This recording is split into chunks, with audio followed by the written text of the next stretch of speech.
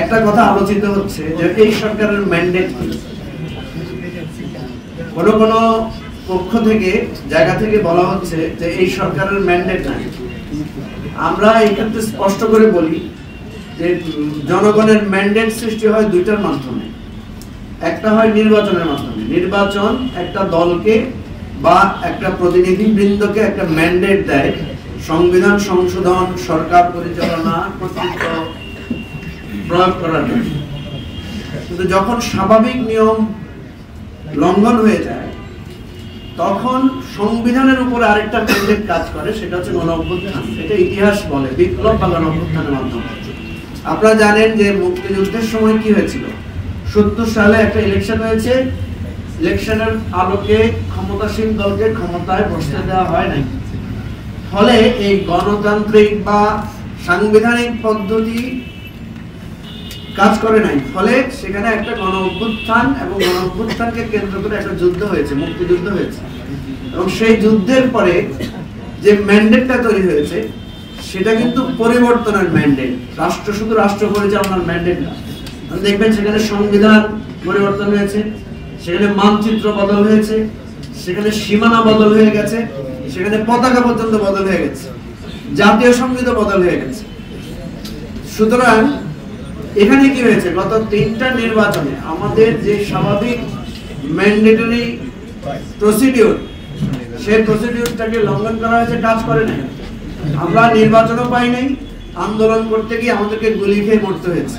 সেরকম পরিস্থিতিতে গণ অভ্যুত্থান হয়েছে। এবং আমি এটা বলেছি, আবারও বলছি যে গণ অভ্যুত্থানের ফলে শক্তির রাষ্ট্র পরিচালনার যে কেন্দ্রবিন্দু গণভবন, সেই গণভবন পরিবর্তন হয়ে মিউজিয়ামে পরিণত হয়েছে। এটা তো একটা পরিবর্তন, এটা একটা সংস্কারের জায়গা, এটা একটা সিম্বলিক সংস্কার। সুতরাং এই সরকারের ম্যান্ডেট নাই, এই কথাটা ভুল কথা। আমরা বলছি এই সরকারের এই গণ অভ্যুত্থানের পরে যারা ক্ষমতায় এসেছেন, যারা আজকে সরকার পরিচালনা করছেন, তারা মোর দেন হাইয়েস্ট যে ম্যান্ডেট সেটা তারা পেয়েছেন। এখন তাদের অ্যাসাইনমেন্ট কি? তাদের অ্যাসাইনমেন্টের মধ্যে আমরা বারবার বলেছি, আবারও বলছি, মোটা দাগে তাদের অ্যাসাইনমেন্ট হচ্ছে 4টা। একটা হচ্ছে যে দেশের যে বড় ক্ষতি হয়েছে, দেশের যে একটা অস্বাভাবিক পরিস্থিতি হয়েছে, এটাকে স্বাভাবিক পরিস্থিতিতে ফিরিয়ে আনা 1 নম্বর তাদের দায়িত্ব মোটা দাগে। 2 নম্বর মোটা দাগে দায়িত্ব হচ্ছে এত বড় যে কিলিং হয়েছে, অন্যায় অত্যাচার হয়েছে, আমরা যে অধিকার হারা হয়েছি, এই জায়গাগুলোর একটা বিচার প্রক্রিয়া শুরু করা। 3 নম্বরে হচ্ছে যে আমাদের যে সংস্কারের কথা বলেছি, এই কনস্টিটিউশন, এই নির্বাচন ব্যবস্থা, এই পুলিশি পদ্ধতি, এই জনপ্রশাসনের পদ্ধতিতে একটা সংস্কার লাগবে, বদল লাগবে। এই সংস্কার কার্যক্রমটা শুরু করা। এবং 4 নম্বরে হচ্ছে একটা গ্রহণযোগ্য অবাধ সুষ্ঠু নির্বাচন। এখন এই 4টা কাজ, আরেকটা কথা বলি, সেটা হচ্ছে এই সরকারটা ম্যান্ডেট পেয়েছে সত্য, কিন্তু এই সরকারটার নেচার হচ্ছে এটা অন্তর্বর্তীকালীন সরকার, এটা একটা টেম্পোরারি গভর্নমেন্ট।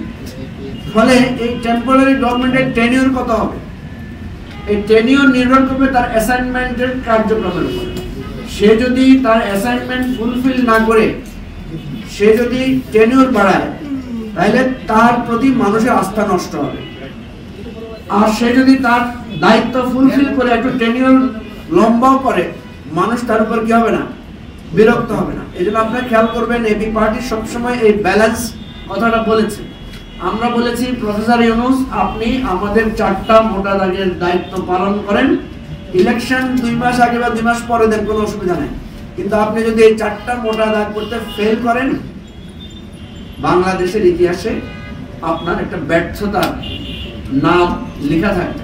আপনি কতদিনে করেছেন, কতদিনে করেন নাই, কি কারণে পারেন নাই, সেটা জাতি ভবিষ্যতে বিচার করবে। সুতরাং আমরা চাই এই সরকার একটা ভালো সময়ের মধ্যে 4টা মোটা দাগের কাজ শেষ করে তারা একটা সুষ্ঠু অবাধ নির্বাচন দিবে।